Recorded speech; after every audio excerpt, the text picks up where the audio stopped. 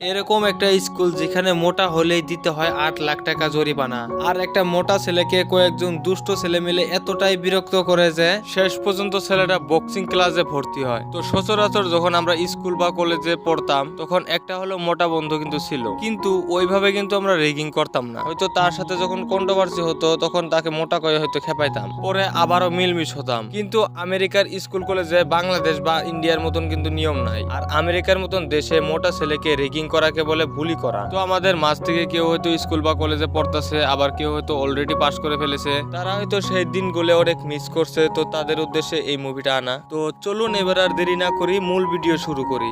মুভির শুরুতে আমরা তিনজন বকাটে ছেলেকে দেখতে পাই, যারা কিনা একটা ছেলেকে মোটকু মোটকু বলে খেপাতে থাকে। আর যাকে মোটকু মোটকু বলে খেপাচ্ছে তার নাম হচ্ছে জিমি। আর জিমিকে নিয়ে এই পুরো গল্পটা। আর এই বকাটে দলের লিডারের নাম হচ্ছে মাইলস। জিমি তাদের সাথে প্রতিবাদ না করলেও কিন্তু সে মনে মনে অনেকটাই আঘাত পায় আর সে বাড়িতে চলে আসে। জিমির এই বুলিং এর যে সমস্যা সেটা তার মা বাবাকেও বলতে পারে না, এমনকি তার স্কুল কলেজের স্যার ভাইদেরকেও বলতে পারে না, কারণ এই বুলিং এর জন্য স্কুল কলেজ থেকে কোনো অ্যাকশন নেওয়া হয় না।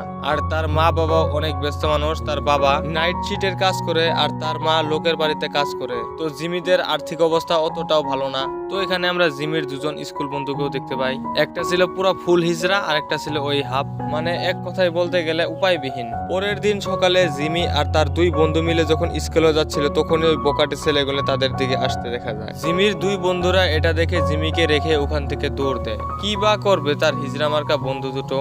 আর মাইলস এসেই জিমির কাছ থেকে $8,000 চায়। জিমি বলতে থাকে আমি এত টাকা কোথায় পাবো। মাইলস বলতে থাকে যতদিন না তুই $8,000 আমাকে দিচ্ছিস ততদিন তোকে আমি বুলি করেই যাবো। বুঝো কাণ্ড, প্রায় 8 লাখ টাকা। জিমিকে যখন বুলি করছিল তখন তাদের স্কুলের সবচেয়ে ধনী যে ছেলেটা মাইলসের উপরে চোখ রাখায়, আর মাইলস ব্যাপারটা লক্ষ্য করে ওখান থেকে চলে যায়। তো আমরা মুভির কাহিনীতেও দেখতে পাই যে টাকা পয়সা হলে পাওয়ারের অভাব পড়ে না, একাই 100। আর সেই ধনী ছেলেটা জিমিকে যে বাঁচালো সে কিন্তু তার ক্লাসমেট। তো ভালো ফ্রেন্ড হলে আগে আসতো, এটা আশা করা যায়। তো যেহেতু ধনী ঘরের পোলা আর জিমি হতো তার ক্লাসমেট, সেই জন্য তার কর্তব্য পালন করলো। তো যাই হোক, তারা সবাই যখন ইকোনমিক্স ক্লাস করছিল তখন স্যারে একটা প্রশ্ন করে, আর প্রশ্নের উত্তর স্বরূপে পিছন বেঞ্চ থেকে একটা স্ট্রং গার্লস মানে মর্দা টাইপের মেয়ে উত্তরটা দেয়। আর এই মেয়েটা কাউকে দেখেই ভয় পায় না। আমার বিশ্বাস কোনো ছেলে যদি তার সাথে লাগতে চায় তার কপালে যে দুঃখ আছে এটা 100% শিওর। আর একটা সময় জিমির যে হিজড়া মার্কা বন্ধুটা ছিল তার বুকে মাইলস হাত রাখে, যার ফলে কি হয় জিমির সেই বন্ধুটা সবার সামনে আওয়াজ করে ওঠে। আর লজ্জার কারণে সে কাঁদতে কাঁদতে ক্লাস থেকে বাহিরে যায়। যতই হোক সে তো আর পুরোপুরি ছেলে না যে প্রতিবাদ করবে। তো ক্লাস শেষ হওয়ার পর জিমি বাহিরে এসে তার বন্ধুকে অনেক সান্ত্বনা দিতে থাকে। আর হ্যাঁ, জিমির এই বন্ধুটার নাম হলো বিফ।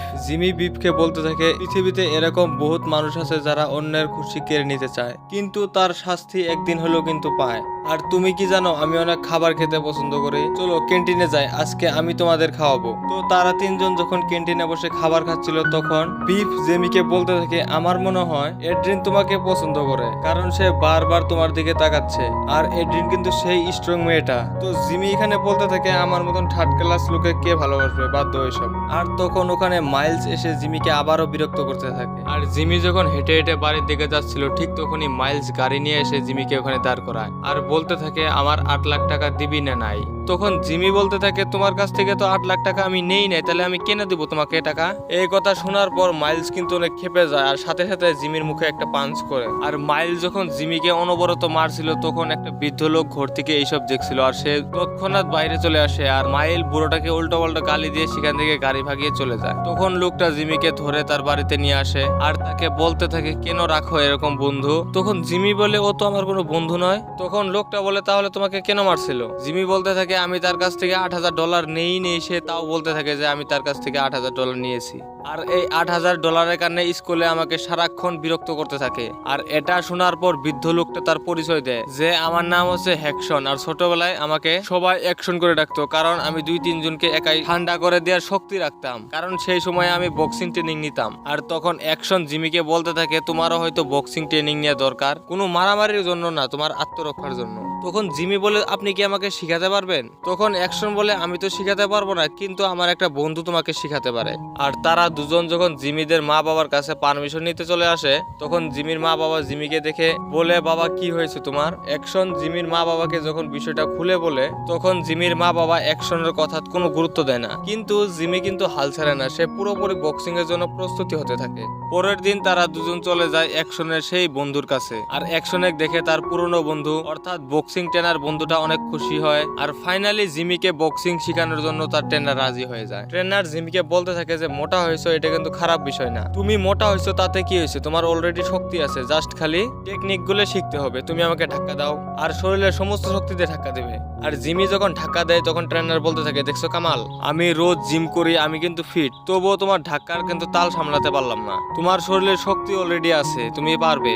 ভাই এরকম মোটিভেশনাল টিচারেরই তো আমার দরকার, কিন্তু দুর্ভাগ্য টিচার আমাদের বুঝতেই চায় না। তো ক্লাস শেষ হওয়ার পর অ্যাকশন জিমিকে বাড়িতে ছেড়ে দেয়। পরের দিন সকালে দেখে জিমির একবার অবস্থা খারাপ, কারণ প্রথম দিন জিম আর বক্সিং একসাথে নিলে যা হয়, শরীর বিশ্বে জর্জরিত অবস্থা। আর জিমিকে তোমরা দেখতেই পারছো প্রেগনেন্ট মহিলার মতো হাঁটছে। তখন জিমির বন্ধু বলে কি হয়েছে তোর? তখন জিমি বলে কিছু না, ওই প্রথম দিন কাজ করতে গেছিলাম তো তার জন্য শরীরটা বিষ করছে। আর প্রতিদিনের মতন জিমিকে মাইলস আবারও ধরে আর বলে কই আমার টাকা? তখন জিমি বলে দেখ আমি একটা কাজ করছি, বেশি না, তুই আমাকে 1 মাস সময় দে, তোকে আমি $16,000 দিয়ে দেবো। মাইলস মনে করে অনেক খুশি যে নিশাবানি করতে পারবো। তো তারপর জিমিকে সে ছেড়ে দেয়। তো আমরা তো জানি জিমি আসলে কোনো কাজ করছে না, সে আসলে বক্সিং শিখছে। তো কেন জিমি মিথ্যে কথা বললো তা অল্প আমরা পরেই জানবো। আর জিমি যখন বক্সিং শিখছিল তার ট্রেনার লক্ষ্য করে যে জিমের মনোবল দিনে দিনে অবনতির দিকে যাচ্ছে। তখন ট্রেনার অ্যাকশনকে বলতে থাকে দোস্ত কি যে হচ্ছে আমি তো কিছুই দিশে পাচ্ছি না, আমাদের পরিশ্রমটা কি বিফলে যাবে? তখন অ্যাকশন বলে না, হাল ছাড়া যাবে না। আর অ্যাকশন যখন জিমিকে বাড়িতে ছাড়তে যায় তখন জিমি অ্যাকশনকে বলতে থাকে হয়তো বক্সিং আমার দ্বারা কোনোদিনও সম্ভব হবে না। তখন অ্যাকশন বলে চেষ্টা চালিয়ে যাও, সফলতা একদিন পাবেই। আর রাতে যখন জিমি তার বাবার সাথে খাবার খাচ্ছিল তখন জিমির বাবা জিমিকে একটা মারাত্মক কথা বলে ফেলে। তার বাবা বলে যখন আমি তোমার বয়সে ছিলাম তখন আমাকেও বুলি করতো, কিন্তু আমি কোনো প্রতিবাদ করতাম না, সেই জন্য তুমিও আমার মতন হয়েছো। কিন্তু তুমি যদি চাও তোমার ছেলে সন্তান ভবিষ্যতে বুলি না হোক, তাহলে তোমার এই বক্সিং ট্রেনিং কন্টিনিউ করা উচিত। বাবার মুখ থেকে এরকম কথা শোনার পর জিমির মনোবল ঘুরে যায় আর সে জোশে চলে আসে।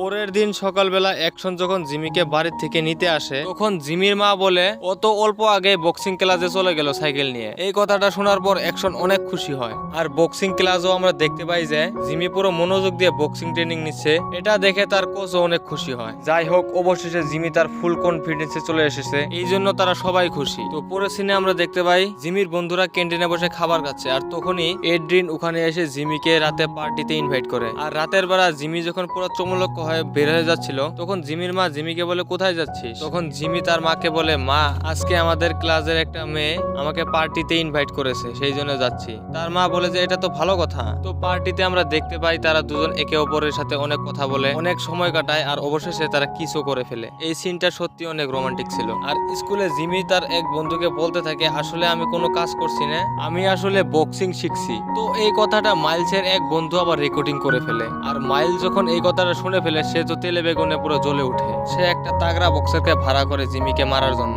তো আমরা দেখতে পাই স্কুল ছুটির পর সবাই জড়ো হয়েছে যে জিমিকে আজকে মারবে। তখন মাইলস বলতে থাকে তুই তো আজকে শেষ জিমি, তোকে মারার জন্য আমি একজন বক্সারকে ভাড়া করেছি। তখন তাদের সাথে যে একটা ধনী ছেলে ছিল সে আবার কি করে বক্সারটাকে ফোন করে আসতে মানা করে দেয়। আর সে ধনী ছেলেটা মাইলসকে বলতে থাকে তুই যদি পুরুষ হস তাহলে জিমির সাথে লড়াই কর। যেহেতু কথাটা পুরুষত্বের সেই জন্য তারা দুজনে প্রস্তুত হয়ে যায়। আর মাইলসের প্রথম খুশিতেই জিমি মাটিতে পড়ে যায়, কিন্তু সেই সময় অ্যাকশনের কথা ট্রেনারের কথা মনে পড়ে আর জিমি আবারও দাঁড়িয়ে যায়। এইবার জিমি মাইলসকে আচ্ছা পিটুনি দিতে আরম্ভ করে। আর এই কাণ্ড দেখে জিমির যে হিজড়া মার্কা বন্ধুটা ছিল তারাও মাইলসের বন্ধুদের মারতে আরম্ভ করে। আর এই ফাইটিং এর ভিডিওটাই অনেকজনে আবার সোশ্যাল মিডিয়াতে লাইভ করতেছিল।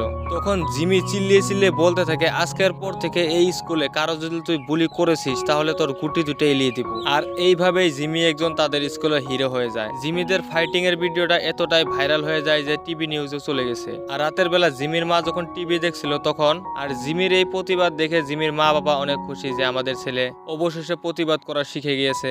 আর এই নিউজটা কিন্তু ট্রেনার আর অ্যাকশনও দেখছিল, আর সবাই জিমির এই কাজ দেখে ইমপ্রেস হয়ে যায়। আর শেষে আমরা দেখতে পাই স্কুলে তারা সবাই স্বাধীনভাবে চলতে পারছে। তোমাদের মনে একটা প্রশ্ন থাকতে পারে যে জিমি কেন মাইলসকে মিথ্যা কথা বলেছিল তখন, যে আমাকে 1 মাস টাইম দাও তোমাকে আমি $1600 দিব। আসলে জিমিকে এই কথাটা অ্যাকশন শিখিয়ে দিয়েছিল যাতে 1 মাস আর জিমি বক্সিং ট্রেনিং নিয়ে তার প্রতিশোধ নিতে পারে। তো কেমন লাগলো আজকের এই মুভি এক্সপ্লেন ভিডিওটা? আর জিমির মতন বন্ধু থাকলে ভিডিওটা শেয়ার করো, তোমার মতামত কমেন্ট করে জানাও।